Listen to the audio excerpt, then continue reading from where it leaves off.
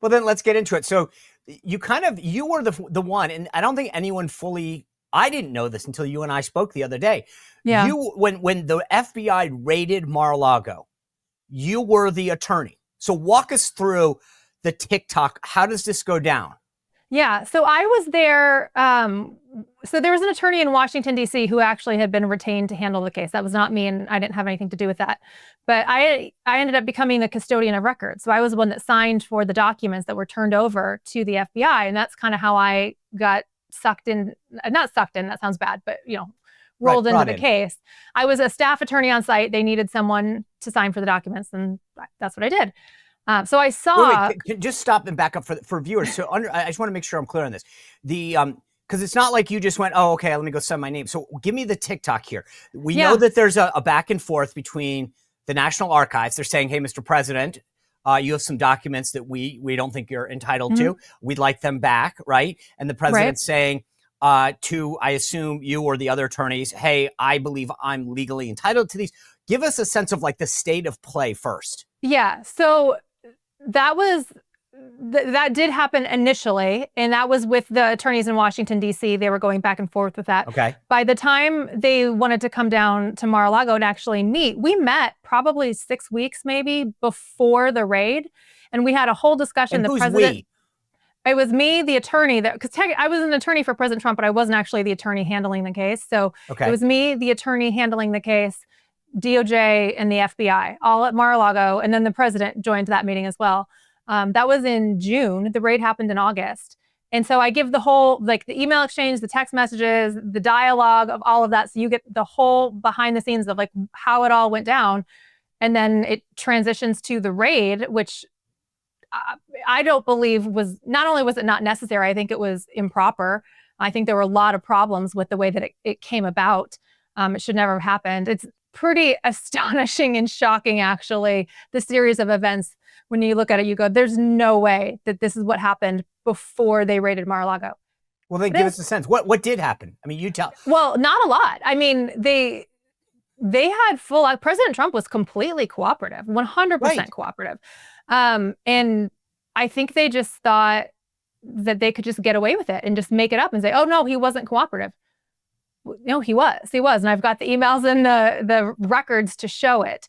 So I think they just assumed, especially someone who's currently facing felony charges, I don't think they thought a book would come out about it. So this is all the things they don't want you to see about it.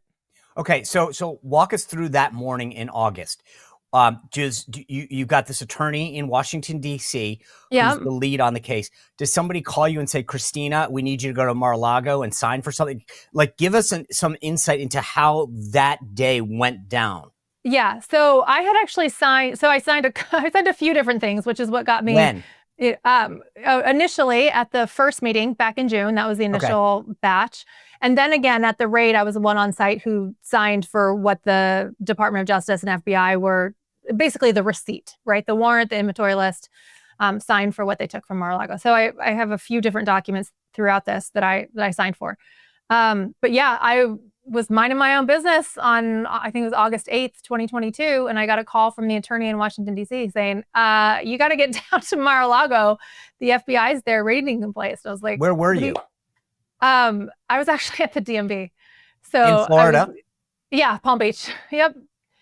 So it was completely unexpected. And so I got down there and started interacting with the FBI agents, and eventually they had an assistant U.S. attorney show up on site. And so the FBI got there. I was made aware of it once the FBI was there. So they were there before me. But I got there probably, I want to say 10:30 maybe in the morning, and stayed until I think it ended around 6 or 7. So I was there the entire duration. So you're at the DMV, you get a phone call. Hey, Christina, you need to get to Mar-a-Lago. And you show up, and so what happens? Do you just go, can I talk to, I mean, this is like the movies, right? Can I talk to the agent in charge? And they say, who are you? I mean, like, how does this, in real life, is it like the movies, or how does it actually go down? Yes, actually, I've had a few people read an advanced copy of the book. The book's being printed right now, and so it comes out in a couple months, August 9th, but it's available for pre-sale now. And they're like, this is like a movie. This needs to be a movie. It was exactly like the movie. It's like what you would think of with the agents and their sunglasses. And a lot of them were wearing masks, I assume, because they figured there were cameras watching, security cameras, and they didn't want their faces identified. I assume, I don't know why, maybe they were all just liberals, but they had masks and sunglasses, and it was hard to tell who they were. But yeah, it was, if you think of a raid in a movie, that's kind of what happened. Although they were respectful to the property, they didn't like break doors down or anything like that. There was an incident with a lock that they decided to break rather than wait for the key. But yeah, it was like a movie. So I hope to make a movie out of it because it's so wild. I want people to be able to see it. So this, you pulled down that driveway, you walk up and say, "I'm Christina Bobb. I'm the attorney for the president." And then how does this, I mean, like I said, all I know is what I see in TV and the movies. So do they say, "Ms. Bobb, we're taking you back here to sign some documents," or do you say, "I'd like to see the warrant. I'd like to see this." Yeah. Like, give me some color. I wanted the this. warrant. I initially asked for the warrant. They gave me some pushback on that. We got into a bit of a kerfuffle because they didn't want to let me see the warrant. I was demanding access to the warrant, and we fought for a little while. And then, I mean, the whole day was just fighting over everything. They wouldn't let me watch them, so I was relegated to the Circle Drive. The Circle Drive right outside the ballroom. Yeah. So I was stuck out there in August in Florida for 8 hours or whatever it was. Yes. Yeah. But yeah, so do you call President Trump at any point and say, "I'm here, I'm on site, I'm watching"? Yeah, I talked to him throughout the day, and it was mostly just me providing him updates. And then I do have some dialogue with the president in the story. And I apologize. I don't necessarily remember specifics from it, but it's all in the book. But yeah, I was in touch with the president. I was in touch with Susie Wiles. Pretty much. What was his mood like?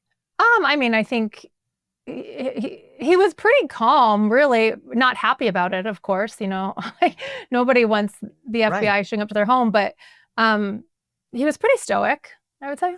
I just think I'd be pissed. I'd be like, I'm a former president. You're in my house. I mean, that's what it is. I mean, I know it's Mar-a-Lago, but that's his home. And I'd be like, so I'd be a little bit, I mean, look, maybe it's just because I'm Irish and petty, but I would be pissed. I'd be like, Christina, keep an eye on everybody or whatever. Yeah. But I've seen it, like you said, in the movies, they're always so disrespectful of your property. Never mind. And again, going back to the broader point, you guys were negotiating what to give back, right? Right. Yes. And was there any heads up?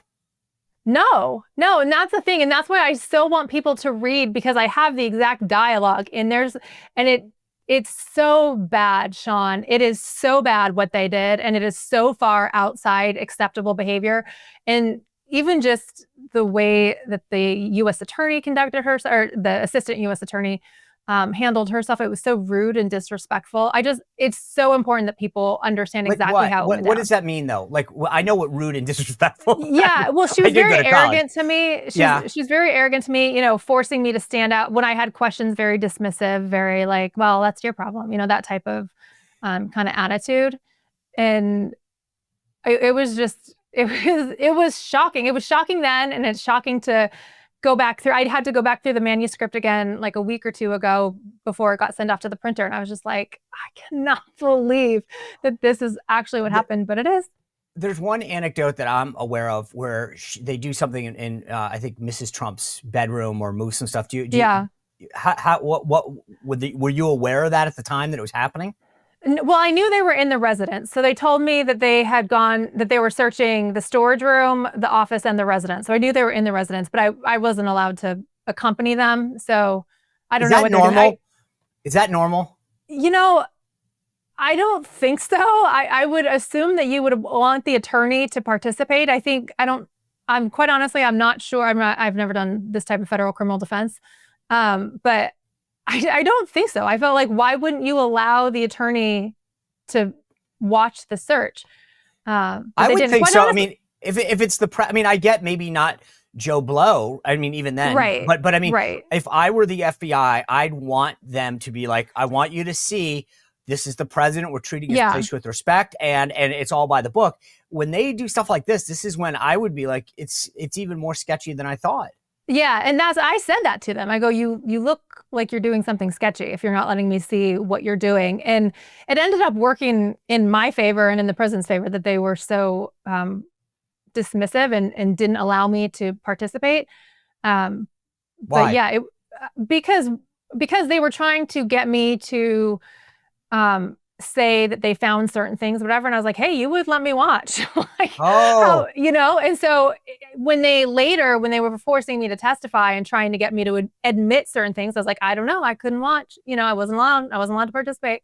So I've got my grand jury testimony there. I was interrogated by the FBI and the Department of Justice. Wait, you were interrogated. Did they try to incriminate you?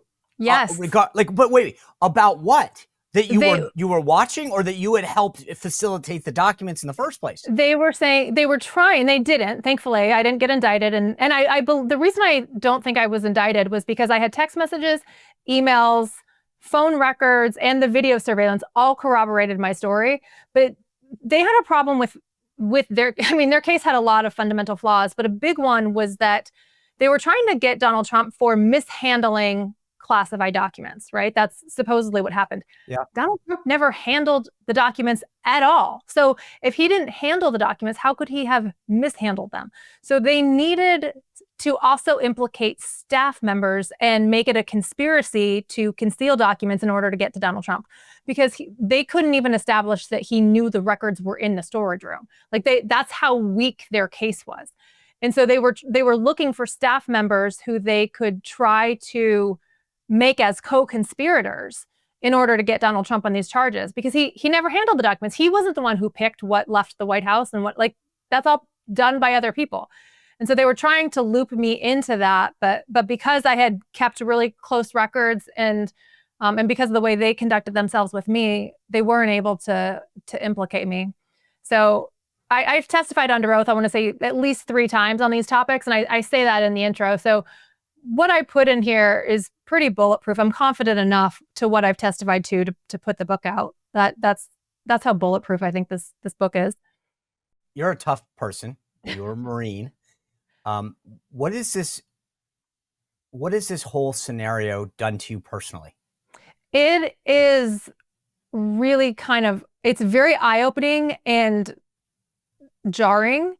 Within the span of 3 years, I had 8 legal matters opened against me. I had, I think, 3 or 4 criminal investigations against me. Ultimately, I was indicted in the state of Arizona for 9 felonies, unrelated to this, for other things. I had to defend my California bar license. I had 3 or 4 different criminal subpoenas against me. I was investigated in both Jack Smith investigations, January 6th, and the Mar-a-Lago documents. So all of that attempted criminal lawfare aimed at Donald Trump, I was part of all of it. And so that's what this book does. The book focuses on Mar-a-Lago, but it goes into everything. It goes into the Jack Smith investigations and my role there and what actually happened with those investigations. And then my own indictment. I give you all of the facts and show you exactly what happened with my indictment. So what I want people to take from this book is, 1, the information, of course, about President Trump, so they know exactly what happened with Mar-a-Lago.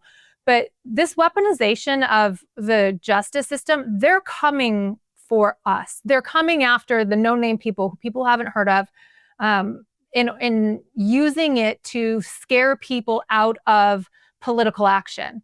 And it's really scary. And I think that people don't realize that's happening because the people that they're doing it to aren't Donald Trump. They don't have the Trump platform. They don't have the Rudy Giuliani platform, even though we're seeing them all engaged in this type of lawfare.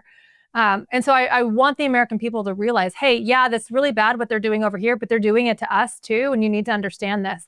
And this is why it's so important that we need to get our government on the right track and really empower President Trump to crush this, because we're at a critical point with our justice system.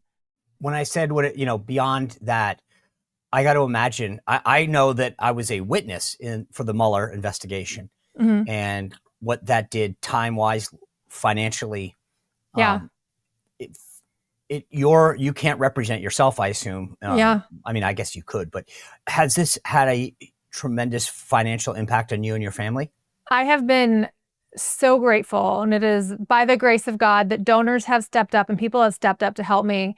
Of the 8 legal matters, I'd have to go through all the bills to get the exact number, but it's easily a couple $1 million worth of legal fees over the last 4 years. I was a reporter at the time. I'm not making millions of dollars, but it was because of donors that stepped up. And then for some of it, the stuff that related to a lot of the January 6th stuff was covered by insurance because I was a reporter at the time for the company that I worked at, One American News, that I worked for. So some of it, it's a mix, it was a mix of everything.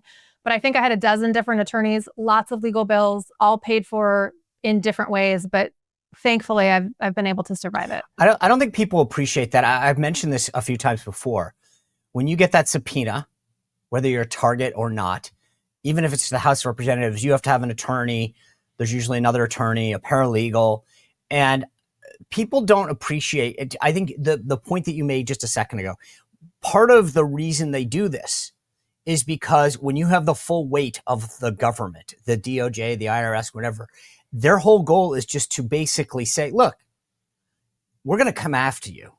Here's all the attorneys. It's going to cost you, or take behind what's door number 2, capitulate, give us the answers that we want, plead to the following, and we'll let you off. And I don't think, to your point about coming for you, people don't realize it until you're the target of it, what that means. I thank you so much for highlighting that point, because that is exactly the purpose of this book, to try to help people understand exactly that point. And I love President Trump's immigration policy. I love that ICE is doing what they're doing. I love the trade issues that, President Trump is trying to reestablish and, fix the economy. I love the Trump administration and what they're doing on the issues. When it comes to, illegal immigrants and MS-13 and our enemies, this is what I can tell you. MS-13 has never showed up to my house to demand my cell phone, my computer, my personal notes, my emails, my text messages, my app, DMs, my online profile, and everything I've ever written in, within a specified period of time. MS-13's never done that. But the American government in one form or another has showed up to my house 8 times to do that. So to me, yes, we need to handle the MS-13 issues. We need to handle all of that. But an abusive American government, to me, is a greater threat. So when you talk about that, is it the rank and file or the leadership? Meaning, now that Kash Patel and Dan Bongino are leading the FBI and Pam Bondi's leading the DOJ, were the people that you're encountering just taking orders from higher up, or are they themselves part of the problem? I think they themselves are part of the problem. And like I said, I go into a lot of that in the book, and I give you my discussions with them, and I'll let the reader make up their own mind whether they think it was appropriate or not. But I think it's a mindset. I think our federal bureaucracy kind of breeds people who, it's almost like an industry. They believe they have a right to run the industry. And I love Kash Patel. I don't know Dan Bongino, but I like him. I've seen him publicly. I love Pam Bondi. I think they're great.